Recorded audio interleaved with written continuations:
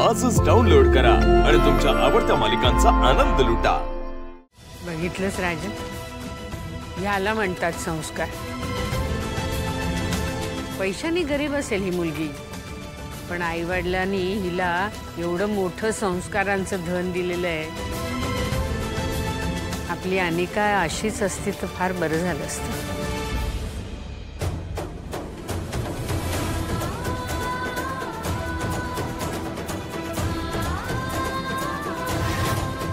Loser loser loser Kamli loser loser.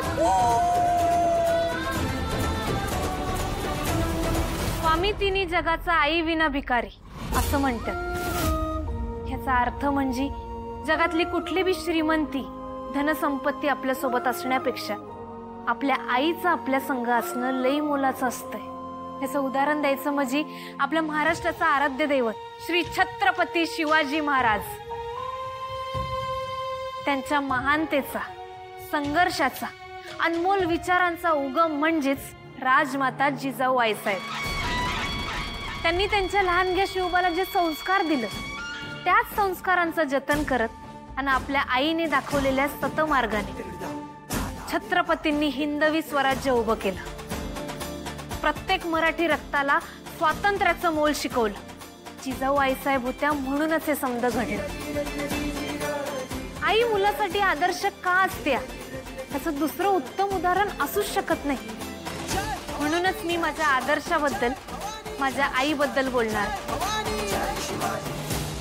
आई जिनं मला तिच्या पोटात 9 महिने वाढवलं, जिनं मला हे जग दाखवलं, तिनं काबाड कष्ट करून मला मोठं केलं, जिनं मला चांगले संस्कार दिले, शिकून स्वतःच्या पायावर कसं उभं राहायचं याचं बळ दिलं, आणि सगळ्यात महत्त्वाचं म्हणजे माणूस म्हणून माणसावर प्रेम करायला, आदर करायला शिकवलं। आपल्या जगण्यावर माती, पानं, फुलं, पक्षी, प्राणी सगळ्यावर जीव कसा लावायचा हे शिकवलं। माझी आई माझा आदर्श आहे।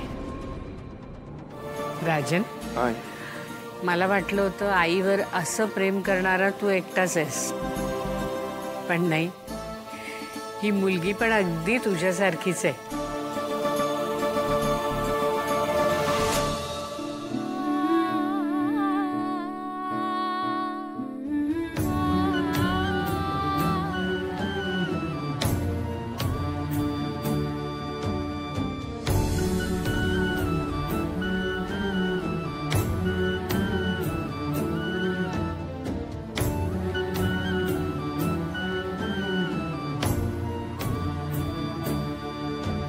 माझी आई कुठं बी असली, काय बी करत असली तरी बी तिचं माझ्याकडे बरोबर लक्ष असायचं। मी शिकून मोठं व्हावं यासाठी तिनं दिवस रात एक केलंय।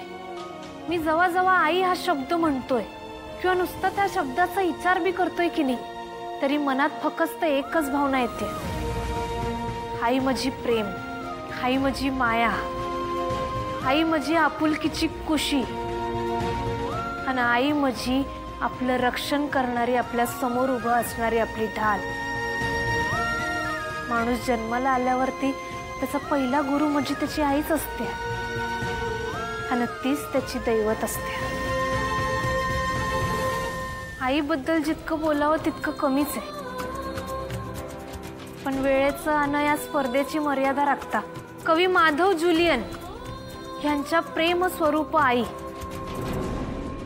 ह्या कवितेतील काही ओळी माझ्या लक्षात आहेत, त्या मी तुमच्या समोर बोलतो आणि माझं भाषण थांबवतो।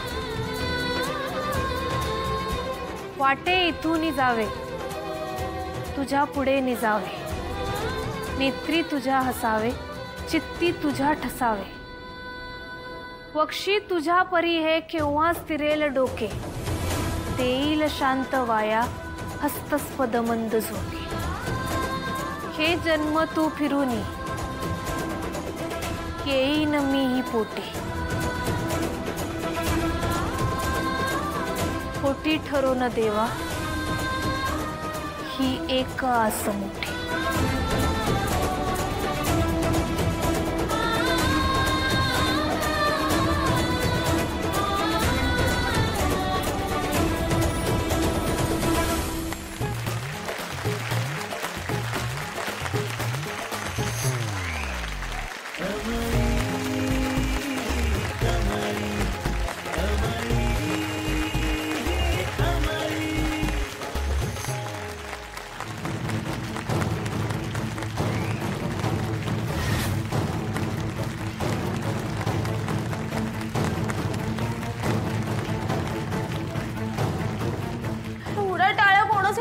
आहेत? कोण आहे स्टेजवर?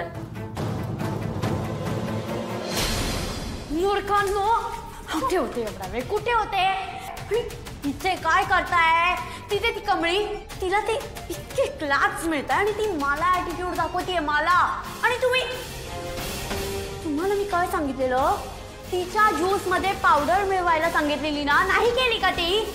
अगं अनिका, मिक्स केलं होतं, पण आता असं वाटतंय की चुकून आम्हीच ती प्यायलो. व्हॉट? ओ माय गॉड, तुम्ही एवढ्या मूर्ख कशी असू शकतात? डोकं नाहीये, अक्कल नाहीये? नाहीच आहे, ते तर दिसतच आहे. आता काय करणार? चालाकी ये ना चल बे. अनिका मॅडम, तुम्ही कितीही भानगडी करायचा प्रयत्न केलात ना, तरी साहेबा इथं असताना कुठल्याही भानगडी सक्सेसफुल होणार नाहीत. ते म्हणतात ना, जसं पेरलं जातं तसंच उगवतं. तुम्ही कमळीला त्रास द्यायला गेलात, सगळं तुमच्याच अंगलट उलटलं का नाही? मी साहेबानं उलटवलं की नाही? शाबास साहेबा, शाबास. चला, आपलं काम केलं पाहिजे. कुठे कुठे शोधू तुला, कुठे कुठे शोधू तुला. हो बोला. इन केस तुमचा रुमाल पडलाय का? माझा रुमाल माझ्याकडेच आहे. हो का? बघा ना मॅडम, मॅडम बघा ना. नाही नाही साहेबा, हे सगळं जुनं झालं रे. तर नवीन काहीतरी शोधलं पाहिजे. काय शोधावं? काय शोधावं? काय? चला, मोहीम राबवूया परत.